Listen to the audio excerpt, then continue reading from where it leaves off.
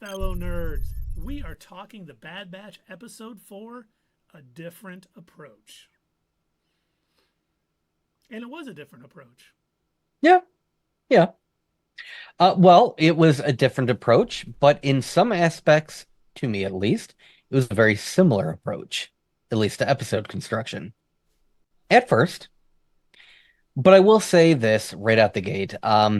For those that read some of my complaints online, it has grown on me. I have watched it again, and it's not as bad as I initially made it sound like it was.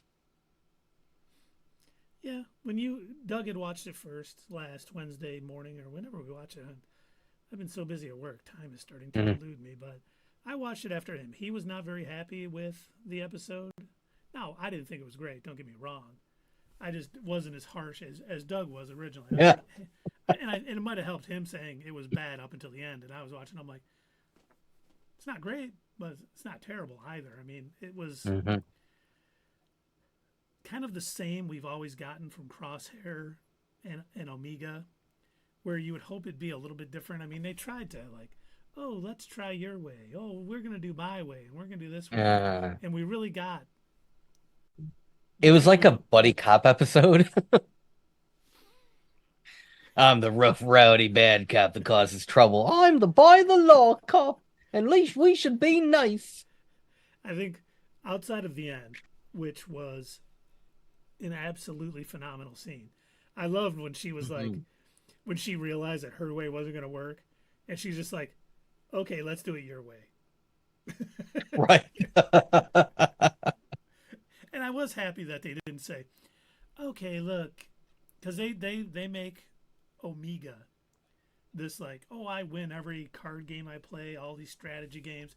It was nice to kind of see her. I don't want to say taking down a peg per se, but realizing that other people are right and other people understand situations. Hmm. She's young. You know, I get this from my kids a lot. My son's 8, thinks he knows everything, and sometimes I have to explain. I've been around a while, buddy. You might want to He's listen. eight going on 18. Yes, you might want to think that I might understand things a little bit more than you at times. Now, I'm not dismissing your thoughts, buddy. You know, they're good thoughts, just like Hmm. Omega's, but sometimes it was nice. She wasn't just always right. Yeah. You know, she got to the point where she was like, okay, we got to do it your way. But the fact that their ways are always the same and they have this sort of butting of heads like that, just, Yeah. I don't know, seemed old to me. It didn't seem like Well, anything yeah, fresh. this was a bit like character growth stagnant. It was like they knew the type of archetypes that these characters were, and they're like, and we're gonna leave them for this episode. There will be minimal to no growth. It's the closest thing that we got to growth between these two was their sort of understanding of each other. But the thing is, Omega's been trying to do that, like unsuccessfully most of the time. She has been like the only one who's really consistently attempted to reach out to Crosshair and try to, um, I guess, align with him, understand him, because she's got the more of this. She's got like that clone sense of, a brotherhood, this family sort of thing. And so she almost feels obligated, and she's been that way ever since the earlier episodes. But the idea that Crosshair is still in this I only look out for me sort of mentality, and Omega kind of acting like she's unaware that the planets are corrupt and the Empire is full of corruption. It's like it felt a bit like a step back from where they should be by this point. Like, especially after the phenomenal Crosshair episode that we got in the second season, where he finally came to terms with, and he, was actually willing to kill for one of his brothers, thinking for somebody other than himself. This felt a little weird, where he's back to like, yeah, I don't care about your pet that saved us. I don't care about this. I don't care about that. And, you know, the crosshair wasn't as much as it felt like a step back for Omega because all that she has been through and understanding that Nala Se Hmm. probably is getting killed because she got her to escape and she's been burning her blood samples. If that's not Yeah. enough to make her a little less Silver Lining Keith on the Bad Batch. I don't know what's going to. And I thought that was kind of weird that she was. I thought she would have been. Now it's fine. I think I like the fact that she's like, we have to say Batcher. We have to do Yeah. this. That's fine. I understand that. Just her sort of happy-go-lucky way of thinking through it just didn't seem right after all that she's been through and being No. captured by Hemlock and everything else. She's almost acting like I don't know how much time has passed between her capture and when she escaped. It feels like looking at the aging that they did, with her hair growth and everything. I would say it's been almost a year, maybe. I don't know if it's been exactly that long, but it feels like it's been a while, long enough that she got into a routine being there and she kind of knew what to expect as soon as that door opened. Okay, I'm up. It's time for me to do my job. So I feel like it's been long enough to where she shouldn't have been able to shake that off that quick Yeah. No, I agree. And and just sort of someone counted reintegrate the into her. scratch marks on the wall. Someone said it had been Yeah. about 150 days. Okay. All right. 6 months, half That's year. still a decent amount of time. So unless this was her way of dealing with it, maybe this is like a mental thing, like let me regress back into my more naive, Omega self, and this is how I am dealing with the trauma of being, imprisoned essentially. I don't know. Maybe I'm adding more depth to the character growth than what they did. But I guess the other thing that sort of jumped out at me that made me feel like it was season two-ish was the fact that do you remember every time they were on some kind of treasure hunt? Treasure hunt! Every single time they would get to where they needed to be. They were like this close to getting, their riches. They were going to be set for life and they could, live in peace. And then something would happen at the very last minute that would put them back down to like, net zero, or they would be in even more debt than when they started. This felt a lot like that. And I don't know why they want to I don't know if there's some like bigger plan for this story that they have to make sure that they're always, poor as dirt, but like she's doing great, she's using the force clearly. I mean, I'm sorry if if there's still any art. That's what I theory's pretty much cracked, right? She's force sensitive Yes. because like Anakin is able to win all of his pod races, and he's like the only human ever able to do it. I feel like it's the same thing with Omega, right? So she's able to constantly win all of these games. And I'll admit, I'm gonna go back to past Doug, who complained about that, about her, easily winning those whatever the space chess is. And like, being amazing at it. And I was like, it doesn't make sense. She's force sensitive. Okay, it tracks. So she's doing great. She's winning all these card games. They've got like a metal suitcase full of credits. They're doing great. And then it seems like, okay, this is going to cost. Okay, well, let me deduct that. Okay, how much do we have left? And then another thing happens. Okay, this is going to cost this much. Okay, now how much do we have left? Okay, this is going to cost exactly this. Oh no, we're back to exactly zero. That's going to cost everything that we have left. It's like, really, show? And when the kid was like, "Oh, 5,000, I'll tell you where they took your dog or whatever," I wanted Omega to just be like, "Excuse me? If you want to walk away from this situation, you'll tell us where they took him." Hmm. But okay, here's some money, or even be like, "Hey, Yeah. we don't got that kind of money. Here's a couple credits. Can you please tell us? We're in anything." I was kind of the same You'll way. tell me what I need to know. That would have been great. That would have been That would have been awesome. great, especially if like she didn't realize she was doing it. Now, here's a question for you while we're talking about Batcher and where he was being held. We Uh-huh. know that Hemlock had said he was telling the Emperor that they're doing a lot of research on like these beasts and things. Do Yeah. you think those animals were being sent to Hemlock at Mount Tantus? Do you think Oh yeah, Batcher I think almost so. got sent back to Mount Tantus? Yeah.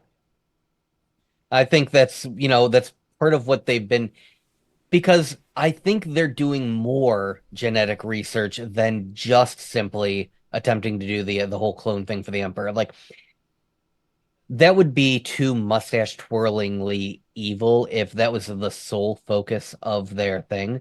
But if they were spreading out the focus to a bunch of other projects, even if it was like just for a cover for all of the other troopers that had no idea, um what is the operation called? It was not resurrection, Necromancer. necromancer. Operation Necromancer. Even if they weren't like aware what was actually going on, like on the surface they can say we're doing genetic research into creating like these super monsters. We want to, Or you know, even, what they did with the Zillow Beast. We're doing this because we yes, want to create exactly. armor that Yep. deflects lightsaber bolts. And if I was a stormtrooper or something along those lines, I'd be like, thank you. Thank you for trying to Yeah. protect me. That's good. I Wait, mean, this armor sucks, so there's there's other stuff going on. You're trying to resurrect the Emperor? Why would the Emperor's a why? Sith Lord? What is going on here? Oh my God. No, no, no, no, no, no. Remember the poster? No, no, he's a good guy. Good guy Palps. That's right. Good guy Phelps. Oh man. Yeah, it was it the worst episode? No, not by a long shot. It was like I said, there was a couple of things in it that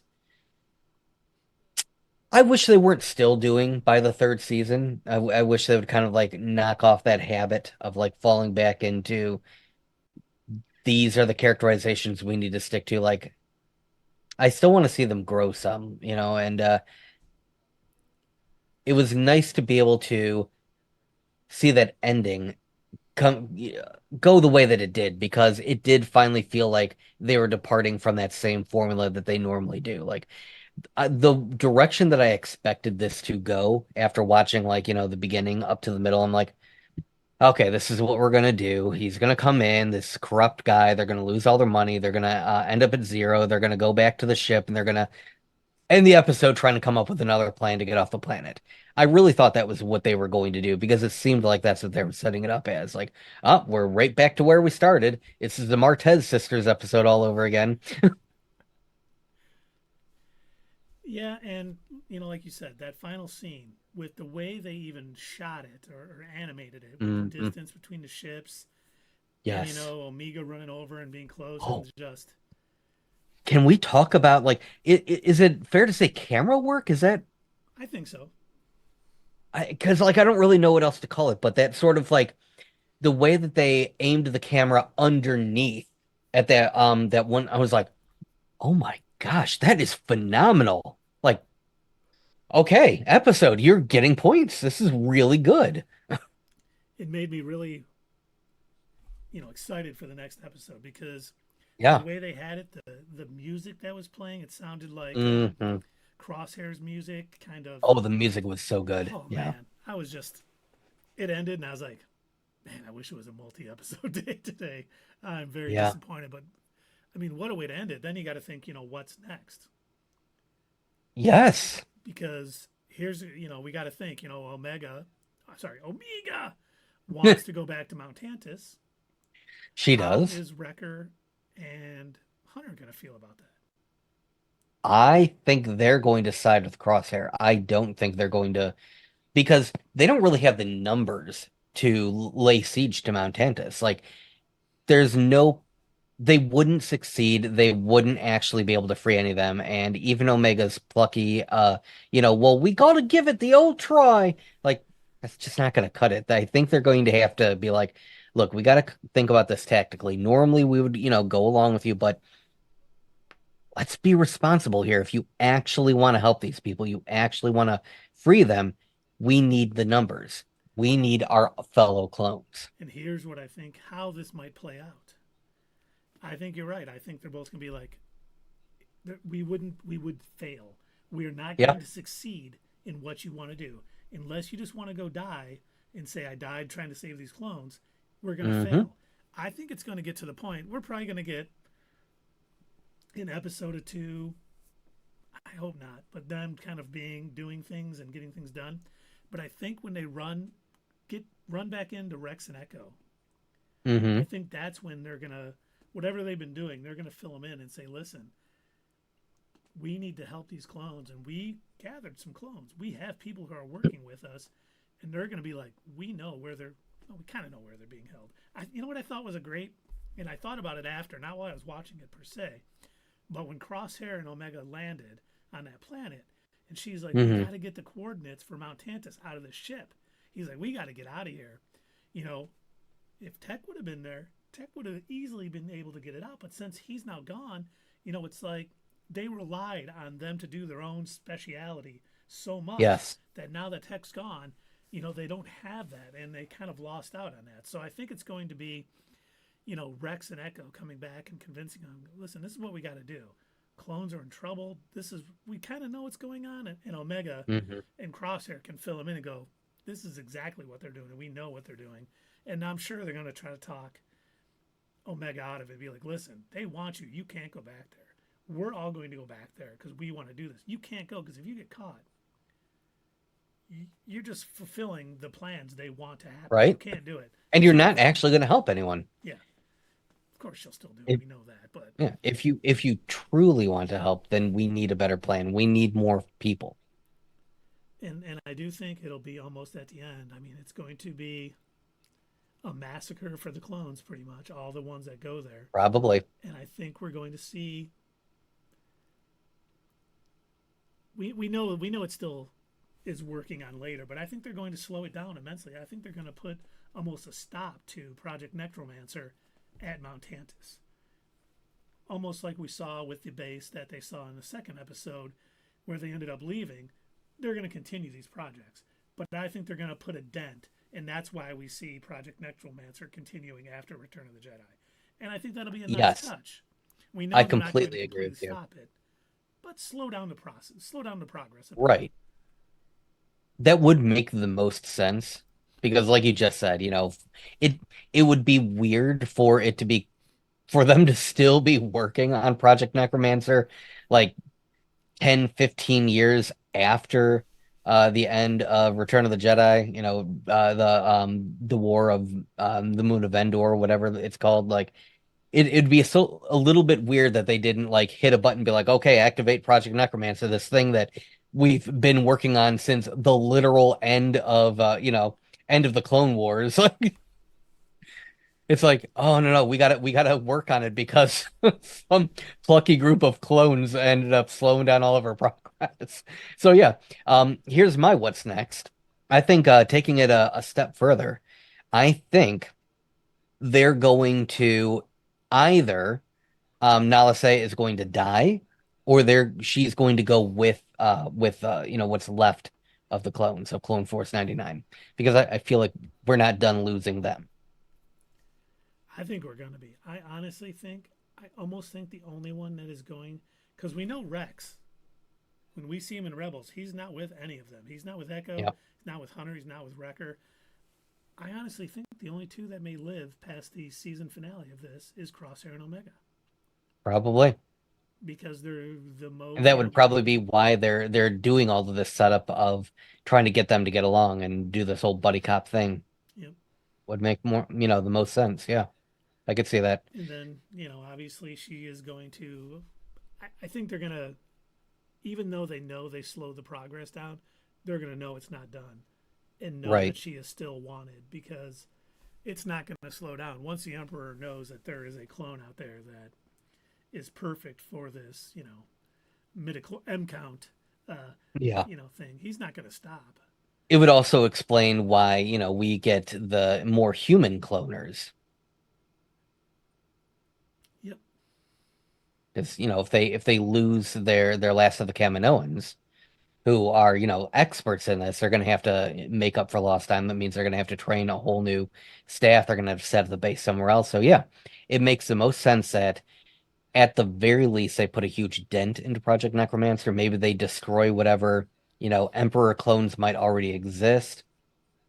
They will most likely put an end to what's his name? The commander that's in charge. Yeah. Hemlock? Yeah, Hemlock. Pretty sure he'll most likely die.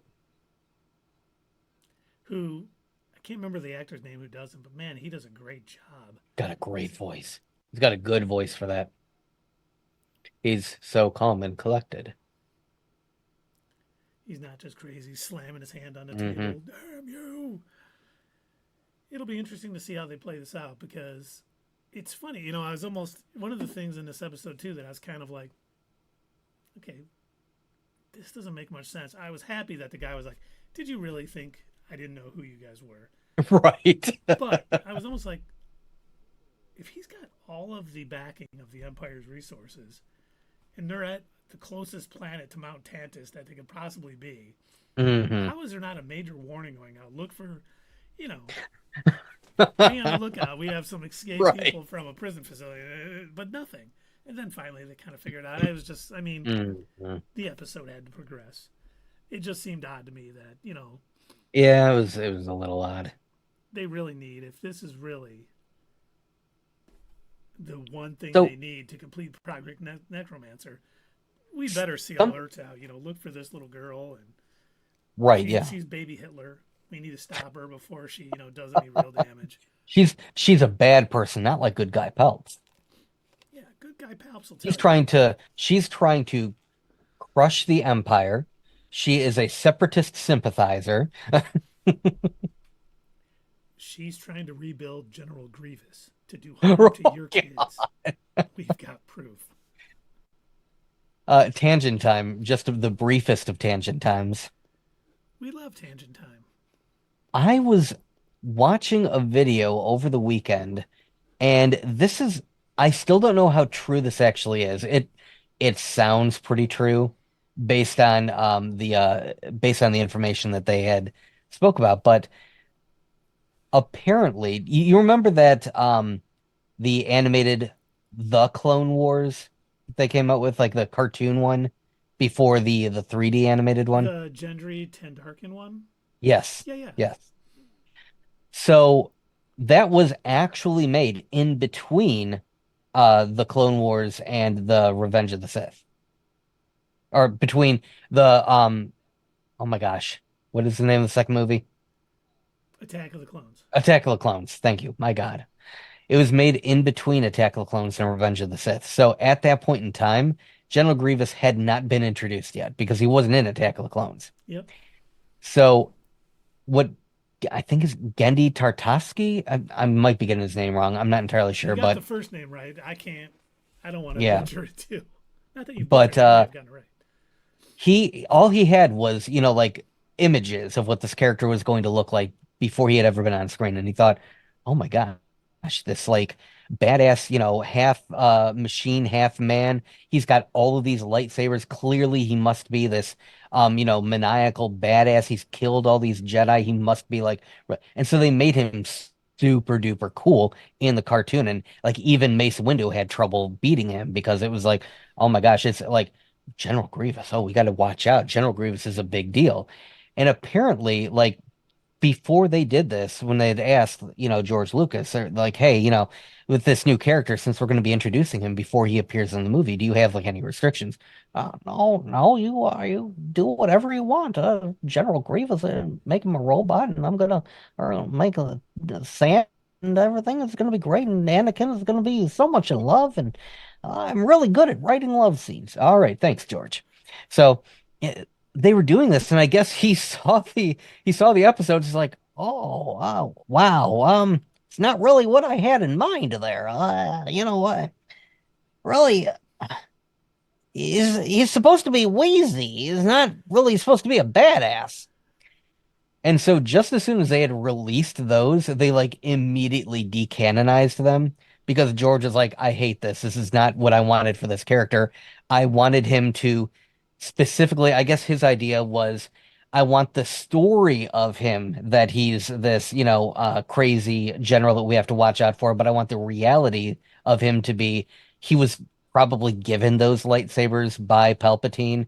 He's very wheezy. He doesn't move around very good, and he's not a threat at all because that's exactly the type of person that Palpatine would pick. Yep. Somebody who sounds like he's a threat, but is definitely not a threat. Yeah, you hear his name and they're like, "Oh, we better watch out. This guy's, you know, Right. a And then tank." wait, I'm sorry. You're the guy that's been leading the clone arm or the droid armies against us? You're the big bad.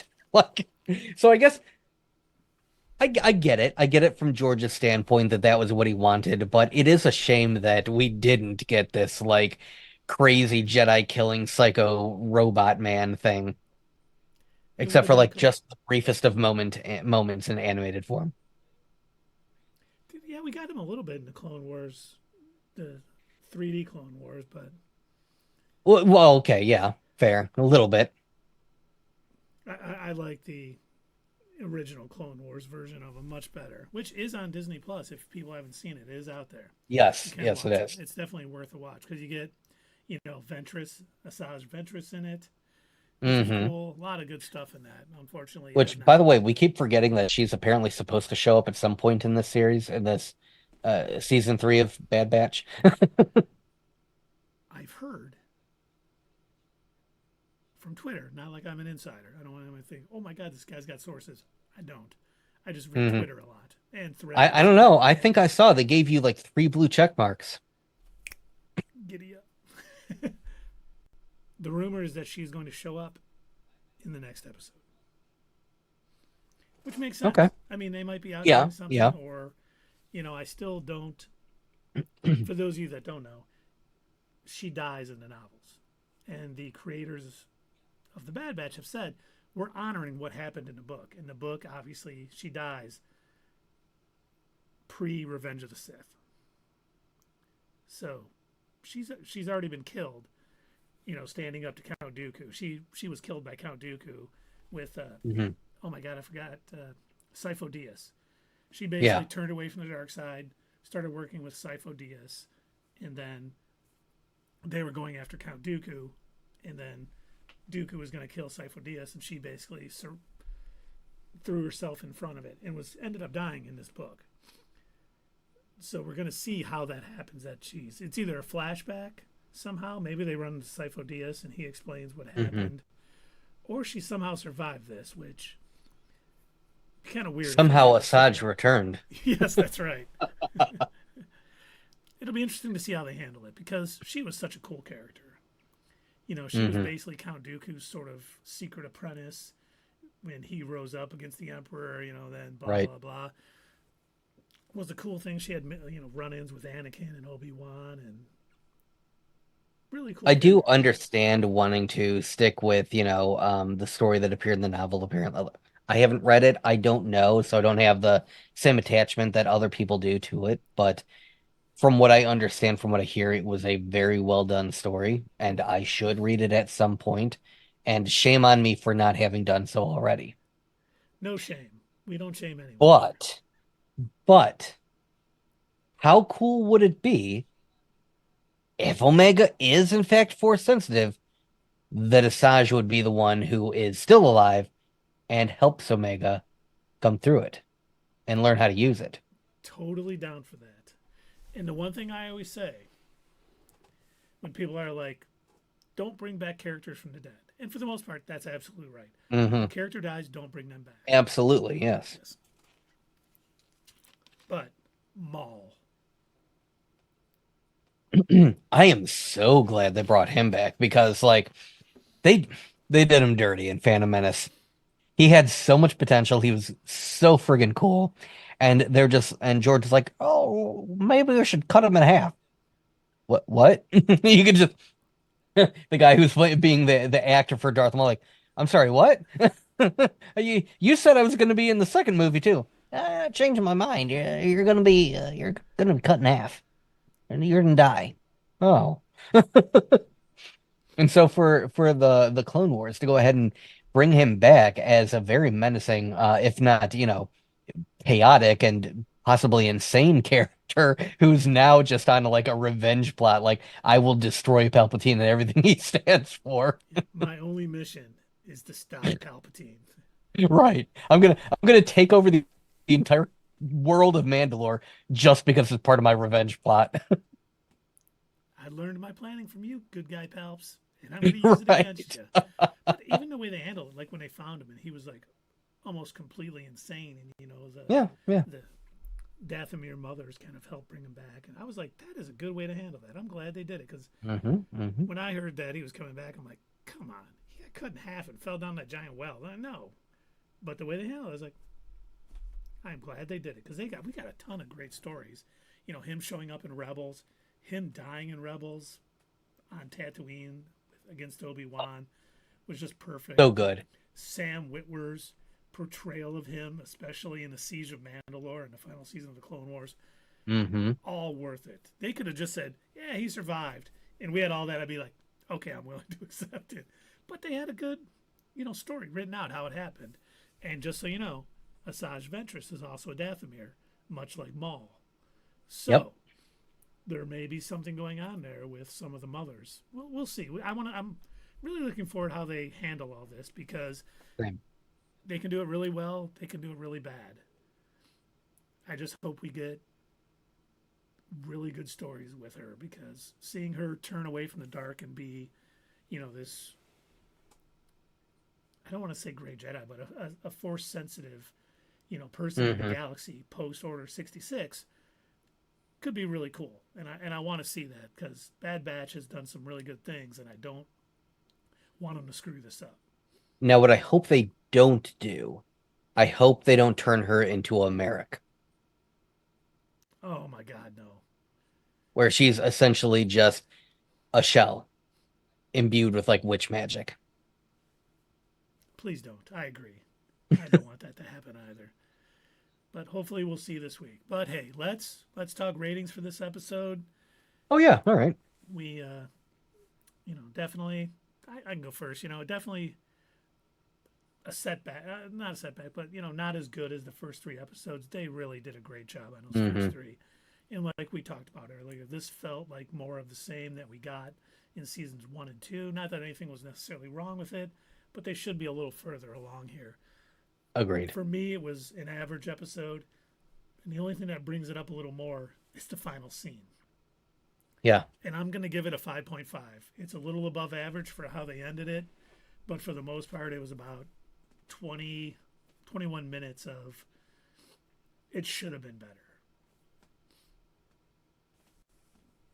In all honesty, Keith, I don't know that I could really add much more to that because I felt exactly the same way. It was kind of a slog to get through that first three-quarters of an episode. If it had not been for that ending, I was ready to like up until that had happened. I'm sitting there like, well, this is a four. Like this is it's a waste of my time. I didn't even need to watch this because they haven't accomplished anything. And it felt like the direction they were going in was they were just going to kind of reset everything back to zero. And it'd be like, well, this was a pointless episode. It didn't need to be here because it didn't add anything to it. And I thought that's what they were going to do, but then they kind of like whipped that out of left field. Like I did not see that coming. Where okay, whoa, oh, that was a good shot. That was animated really well. I was like, okay, this is a little bit better. They kind of sort of redeemed it at the end. Now, I don't think that's enough to I'm not one of those type of people where I'm going to give it high scores just because it had a good ending. Like, I remember coming out of Rogue One, and I had just come out after seeing that Vader hallway scene, and I thought, oh my God, this is the most amazing movie I've ever seen in my life. But was it? Rogue One is good to a point. It's got its issues. I think Rogue One is really good, but you're right. You see that hallway scene at the end, and you're like, oh And my it God, they're like, immediately like it makes it an 11 out of 10 because it's done so well. Like like just when the music cuts out and you just hear the siren and you see them frantically trying to bang on, it felt like that was what this episode did. What this episode of Bad Batch did was they whipped out this amazing ending that was attempting to sort of make up for the lackluster, kind of average season. Like I said, it felt very season two. It felt like we were doing one of those. This really doesn't matter to the overall story. We're just going to up, we're on top and we're back down to the bottom again. So yeah, I think I'm willing to give this a 5.5 as well. Because yeah, it's like just slightly above average. So maybe the rest of the episode, if it would have done a little bit better. And again, maybe I could be thinking too deep, but maybe they were purposely doing this to showcase what you were talking about before, where, um, if Tech had been there or if Echo had been there, like they would have gotten that information out of the ship right away. They would have done things different had the rest of the team been there. They're so used to relying on themselves. Maybe they did it this way. Maybe they didn't advance their characters to prove that point that they are so set in their characterizations. Each one of them has a specific job that they do, and they're not really able to branch out of that. But at the same time, like I said, Omega didn't act like I would have expected. Like, just it felt like a step back for her character. Man, So, I was watching it and I'm like, this is the yeah, final I can season, guys. understand, Is this really what we're getting? right? Like, I can understand Crosshair to a point, but not Omega. Yep. There's really, so yeah, Crosshair's way too dead set in his ways. He's yes, nothing would have changed him necessarily about his feelings. Maybe more anti-empire, but he's still maybe, not going yeah. to be this. You're right. We need to help everybody. He's still like, it's just about me.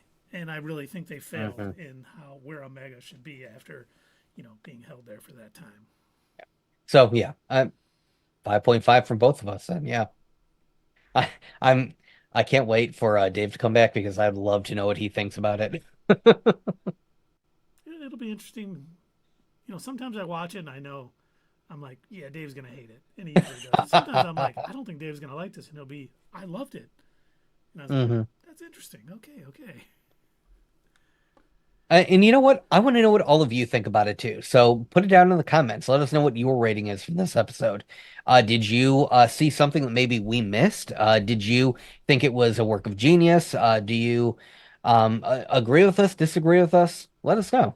Hey fellow nerds, I hope you enjoyed this video, and if you want to see more of this stuff, make sure that you check out our Twitch stream. We try to do these live Sunday or Monday nights, 8 p.m. Eastern Time. Keep an eye on our social media to find out when you can join in live and chat with us during these live streams. Also, as usual, don't forget to check out our other social media. Add us at Twitter, comment down below, and we'll see you next time right here on Not Your Status Quo.